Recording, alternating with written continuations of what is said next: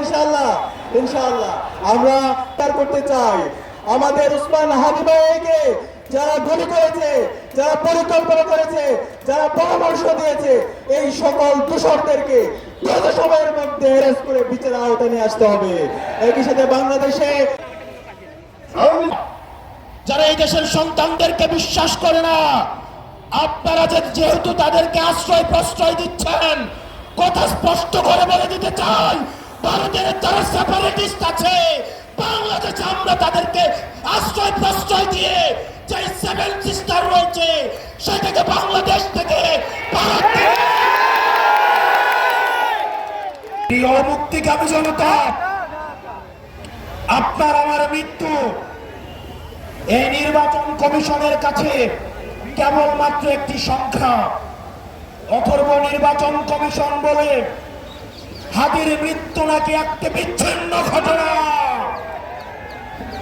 এই spineless মেরুদণ্ডবিহীন election commissioner, আমরা এমন একটি বিচ্ছিন্ন ঘটনা তোমার সাথে যেন ঘটে সেটির অপেক্ষায়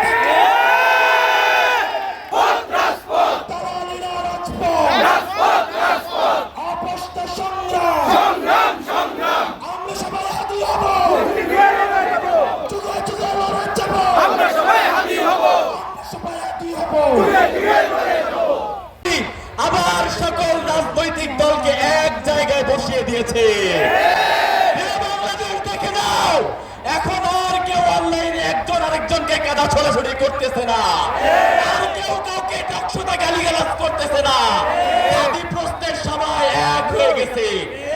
আমি বেশি কথা বলবো না, সবার কথা একটাই মেসেজ দিচ্ছে, সেটা হচ্ছে এই ইন্টারিমের শতভাগ ব্যর্থতার কথা বারবার সবার কথাই উঠে আসতেছে। আমি শুধু আপনাদের কাছে আমি একটা প্রশ্ন রেখে যেতে চাই, উসমান ভাইয়ের ঘটনাকে কোনো বিচ্ছিন্ন ঘটনা এই কথা বলার সাহস, এই অডাসিটি এই ইন্টারিম গভর্নমেন্টের সময়ে একজন ইসি কিভাবে পায়? সে এই কথা বলার সাহস করে এবং সে এখনো পর্যন্ত তার পদবহাল আছে কি করে? আপনারা যখন এখানে এত মানুষ আছেন, আপনাদের কাছে আমার প্রশ্ন, তাই সে কি তার পদবহাল থাকতে পারে? এখনো সে কথা আমরা মেনে নিব এবং আপনারা ভারতীয় আধিপত্যবাদ বাংলাদেশের স্বাধীনতা সার্বভৌমত্ব নিয়ে কথা বলার কারণে একটা মানুষ আজকে মৃত্যুর সাথে পাঞ্জা লড়ছে এবং তার ঘটনাকে আপনারা বিচ্ছিন্ন ঘটনা বলে উল্লেখ করতে পারবেন। সেকেন্ডলি, এই ইন্টারিম গভর্নমেন্ট কিছুদিন পরে আমাদের ইলেকশন, সেই ইলেকশন যে তারা করবে ঠিকঠাক মতো, যেখানে তারা বলছে উসমান হাদির ঘটনা একটা বিচ্ছিন্ন ঘটনা, এখানে প্রত্যেকটা রাজনৈতিক দল বসে আছে, এখানে কার জীবনের নিরাপত্তা আছে, কতটুকু তারা নিরাপত্তা নিশ্চিত করেছে, তারা সেই প্রশ্নের জবাব দিক। তারপর তারা বলুক যে এই ইলেকশন তো আমরা চাই এবং এই ইলেকশন হবে, আমাদের যে ভোট বিপ্লব সেটা হবে আওয়ামী লীগের সবচেয়ে বড় পরাজয়। সেই পরাজয় নিশ্চিত করার আগে আমাদের নিরাপত্তা, এখানে যে সকল রাজনৈতিক দল আছে তাদের নিরাপত্তার জন্য আপনারা কি করেছেন সেটা আমাদেরকে চাক্ষুষভাবে দেখাবেন। কিন্তু বাংলাদেশের স্বাধীনতা সার্বভৌমত্বকে ভারতের দালালদের কাছে তুলে দেব না। এই বাংলাদেশকে ধ্বংস করার জন্য, বাংলাদেশের স্বাধীনতাকে বিক্রি করার জন্য 16টা বছর ধরে ওই ভারতের দালালেরা বাংলাদেশে হাসিনাকে ফেসিবাদ তৈরি করতে দিয়েছিল। আর 5 আগস্টের পরে এই বাংলাদেশের গণহত্যাকারী, মানবতা বিরোধী অপরাধী শেখ হাসিনাকে তারা ভারতে জায়গা দিয়েছে। আমরা ভারতের কাছে বলতে চাই, শেখ হাসিনা সহ বাংলাদেশে গণহত্যার সাথে জড়িত প্রত্যেকটা খুনিকে বাংলাদেশের কাছে হস্তান্তর করতে হবে। ভাইরা আমার, আবরার ভাত জীবন দিয়েছে, আবু সাইদ জীবন দিয়েছে, শরীফ ওসমান হাদি গুলি গেছে। আমাদেরকে আর নিরাপত্তার ভয় দেখিয়ে লাভ নাই। দুনিয়ার ভাইকে আমাদের মাঝে ফিরিয়ে দাও, জুলাইকে বাঁচিয়ে রাখো, জুলাইয়ের সকল শক্তিকে বাংলাদেশের জন্য একতাবদ্ধ থাকার তৌফিক দাও। আমরা মনে করি বাংলাদেশ আজ আক্রান্ত হয়েছে। শরীফ ওসমান হাদির গায়ে গুলি লাগার মাধ্যমে জুলাই বিপ্লব এবং বাংলাদেশ আক্রান্ত হয়েছে। বাংলাদেশ যতবার আক্রান্ত হয় ততবার তরুণরা নেমে আসে। আজকেও আমরা শহীদ মিনারে একত্রিত হয়েছি সেই গণ অভ্যুত্থানের ঐক্যের প্রতীক হিসেবে। বাংলাদেশে জুলাই গণ অভ্যুত্থানের অংশগ্রহণকারীদের টার্গেট করা হয়েছে, শহীদ পরিবারদের টার্গেট করা হয়েছে, মামলা বাণিজ্য করা হয়েছে, বিচার ঠিক মতো করা হয় নাই। তারপরেও আইন উপদেষ্টা, স্বরাষ্ট্র উপদেষ্টা তাদের পদে বহালভাবে থেকেছেন। কিন্তু আজকে আমার ভাইকে গুলি খেয়ে জীবনের ঝুঁকি নিয়ে আজকে তাকে বাংলাদেশ ছাড়তে হচ্ছে। আমরা স্পষ্টভাবে বলতে চাই, বাংলাদেশের আইন শৃঙ্খলার নিরাপত্তার প্রশ্নটা গত 16 বছরে আমরা দেখেছি গোয়েন্দা সংস্থা গত 16 বছরে সকল বিরোধী দল মতকে দমন করতে ব্যবহার করা হয়েছিল। এত অভিজ্ঞ আমাদের গোয়েন্দা সংস্থা, তারা গুম খুন সবকিছু দক্ষতার সাথে করতে পেরেছিল, কিন্তু 5ই আগস্টের পরে তাদের দক্ষতা কোথায় যেন চলে গিয়েছে। তারা এখন আর কাউকে গ্রেফতার করতে পারে না। তারা খুনিকে বাংলাদেশের বর্ডার থেকে পার হতে দিতে পারে, তারা 72 ঘন্টা পার হলেও কোনো খুনিকে গ্রেফতার করতে সক্ষম হয় না। ফলে শুধু স্বরাষ্ট্র উপদেষ্টা নয়, কোথা থেকে এই ধরনের খেলা চলছে সেই ডিপ স্টেট নিয়ে আপনাদেরকে কথা বলতে হবে। আগামীকাল বিজয় দিবস, 16ই ডিসেম্বর। এই বিজয়ের প্রাক্কালে বাংলাদেশের 54 বছরের ইতিহাস আমাদেরকে পর্যালোচনা করতে হয়।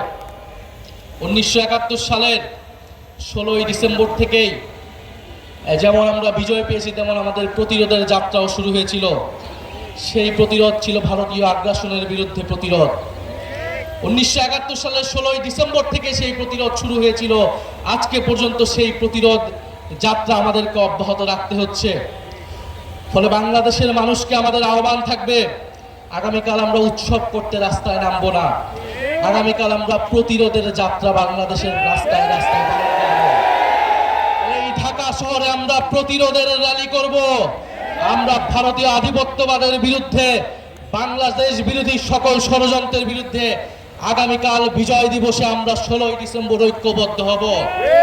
প্রিয় সংগ্রামী বন্ধুগণ, দিল্লির আধিপত্যবাদকে সফট পাওয়ার আকারে আমার সামনে হাজির করছেন, এইটা হচ্ছে অশনি সংকেত। এবং গণ অভ্যুত্থানের তরুণদেরকে মাথায় রাখতে হবে যে এই অভ্যুত্থানটা কিভাবে আগেও আজাদির লড়াইটাকে নাই করে দেওয়া হয়েছিল, কোন কোন উপকরণ দিয়ে করা হয়েছিল, কোন কোন প্রতিষ্ঠানকে দিয়ে করা হয়েছিল, রাজনৈতিক দলগুলোর ভুল সিদ্ধান্তগুলোকে কিভাবে আবার মঞ্চস্থ করবার চেষ্টা করা হচ্ছে, এটা বোঝার মধ্যেই হচ্ছে জুলাইকে ধরে রাখার একমাত্র সত্য। আজকের গণ অভ্যুত্থানের শক্তিগুলোকে মাথায় রাখতে হবে। শত্রু সাপেক্ষে আমার বয়ানের রাজনীতি যেমন মোকাবেলা করতে হবে, শত্রু সাপেক্ষে আজাদির লড়াইকেও হেফাজত করতে হবে, এটাই। এবং সেই লড়াইতে আমরা চাই নতুন করে আবার ইনকিলাব জিন্দাবাদ হয়ে ভারতবর্ষের আনাচে কানাচে থেকে, হর্ষদ মোহানির ভয়েস থেকে, আজকে যেভাবে হাদির কণ্ঠকে দিয়ে সারা বাংলাদেশ আত্মস্থ করেছিল, সেই ইনকিলাব আবার আবাবিলের মতো আসমান থেকে ফিরে আসবে। ইনকিলাব, ইনকিলাব, ইনকিলাব, ইনকিলাব, ইনকিলাব। এখন এই লড়াই, এই ইনভিজিবল ভিনদেশি অ্যাসেটদের বিরুদ্ধে লড়াই, এর বিরুদ্ধে একজন ওসমান হাদি দাঁড়িয়েছিল। উনি বাংলাদেশের অ্যাসেট, আর ভিনদেশি অ্যাসেটরা তাকে মারার যুক্তি উৎপাদন করেছে। তাকে যখন মারা হয়েছে তখন সবগুলো নীরব রয়ে বসে রয়েছে, কোনো রা নেই, কোনো কথা নেই, সবাই নাটক করতেছে আমাদের সাথে। আমরা যখন আমাদের হাতে এই দেশের 5 আগস্টের পরে যখন এই মুজিববাদীদের, এই আওয়ামী লীগ, এই 14 দলীয় সন্ত্রাসীদের প্রত্যেকটি বাড়ি চুরমার করে দেওয়ার ক্ষমতা ছিল, সেদিন আমরা নিজেদেরকে সংবরণ করেছিলাম বলে আজকে তারা এই সাহস করতে পারছে। আমরা ক্ষমা করে যদি ভুল করে থাকি তাহলে আমরা প্রতিজ্ঞা নিব যে আমরা আর ক্ষমা করব না। আমরা যদি দয়া দেখিয়ে আমরা যদি মনে করে থেকেছিলাম যে আমরা এই দেশকে, এই দেশের ভিতরের রাজনৈতিক লড়াইকে, রাজনৈতিক দ্বন্দ্বকে এই দেশের ভিতরে মোকাবেলা করব, যারা এই দেশের বাইরে এই দেশের লড়াইকে নিয়ে গেছে তাদেরকে হুঁশিয়ারি করে দিতে চাই যে যদি এই দেশের লড়াই এই দেশের বাইরে যায় তাহলে এই দেশের মুক্তির লড়াইও এই দেশের বাইরে যাবে। খুবই খুবই সংকটময় পরিস্থিতি সামনে, আমাদের গায়ে হাত দেওয়া যাবে না। আমরা কিন্তু একটা লাশ পড়লে আমরা কিন্তু লাশ নেব, কত সুশীলতা করে লাভ নেই, কারণ অনেক হয়েছে। অনেক শরীফ উসমান হাদির উপরে নৃশংস হামলার প্রতিবাদে আজকের এই প্রতিরোধ সমাবেশে শরীফ উসমান হাদি শুধু একটি মানুষ নয়, শুধু ইনকিলাব মঞ্চের মুখপত্র নয়, তিনি হচ্ছেন ভারতীয় আধিপত্যবাদ বিরোধী জনতার ঐক্যের প্রতীক। আজকে কেন্দ্রীয় শহীদ মিনারে বাংলাদেশ একত্রিত হয়ে বলছে বাংলাদেশের জাতিসত্তা অখণ্ডতা রক্ষার জন্য মৃত্যু ভয়হীন চেতনার অতন্ত্র প্রতীক হচ্ছে ওসমান হাদি। আমরা আজকে তার পক্ষে এখানে একত্রিত হয়েছে। একটা কথা বলতে চাই, প্রধান নির্বাচন কমিশনার সাহেবের বক্তব্যে সবাই নিন্দা করেছেন। কি করে আপনি বলতে পারলেন এটা বিচ্ছিন্ন ঘটনা? তফসিল ঘোষণার পরের দিন একজন জাতীয় সংসদ সদস্য পদপ্রার্থী বাংলাদেশের মানুষের চেতনার প্রতীককে প্রকাশ্য দুপুরে গুলিবিদ্ধ করা কখনো বিচ্ছিন্ন ঘটনা হতে পারে না। এটা বিচ্ছিন্ন নয়, এটা একটা প্যাকেজ প্রোগ্রাম। আমি বিস্মিত, আমি স্বরাষ্ট্রমন্ত্রীকে আজকে বলেছি, গতকালকে বলেছি, ডিজিএফআই, ডিবি, এসবি, এনএসআই হাজার হাজার কোটি টাকার বেতন দিয়ে, রাজস্ব ট্যাক্স খাজনার পয়সায় বেতন দিয়ে স্বাধীনতার 54 বছরে আপনারা মানুষের জাতিসত্তা জনগণের নিরাপত্তার জন্য একটি গোয়েন্দা তথ্য দিয়েও সাহায্য করতে পারেননি। হাতির উপরে গুলি করে ভারতে পালিয়ে যাওয়ার সুযোগ যারা দিয়েছে তারা বাংলাদেশের নির্বাচনকে সুস্থ করতে দেবে না। তারা হয়তো ভাবতে হবে নির্বাচন বানচাল করে এই দেশকে ভারতের কলোনি বানাতে আমরা দিতে রাজি নই।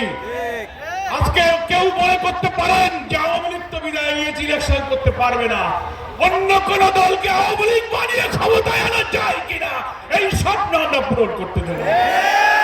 ইনকিলাব মঞ্চের তরফ থেকে আমরা এখন একটি শপথ বাক্য পাঠ করব।